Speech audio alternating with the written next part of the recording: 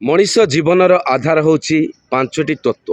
ये पांचटी तत्व को नहीं मनीष जीवन आधारित करिथाए। आसंतु जानी नेबा ये पांचटी तत्व कौन।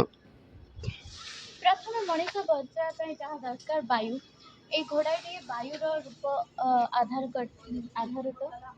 द्वितीय कथा है एटा होचे आम माँ धरित्री वसुधा माटी माटी जे सेकेंड तत्व को आधारित होचे।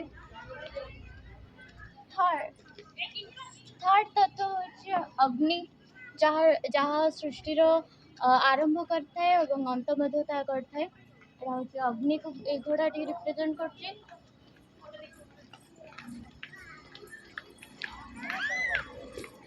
चतुर्थ तृतीय विचार आसंतु जानी नेबा। चतुर्थ तत्व जल जहाँ मनीषर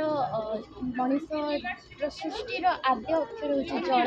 जल बिना मनीष भी बंची पारे ना। अन्य नाम जीवन जीवन कहते।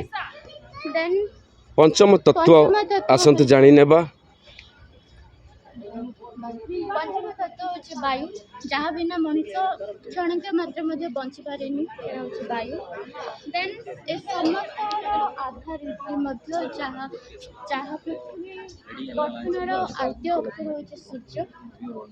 सूर्यंक बिना ए सबु तत्वर मध्य किछि महत्व न थाए। तेणु सूर्यंकर ए तत्व।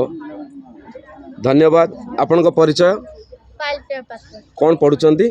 +3 BA हिस्ट्री ऑनर्स को कॉलेज महामहिम कॉलेज बरहमपुर।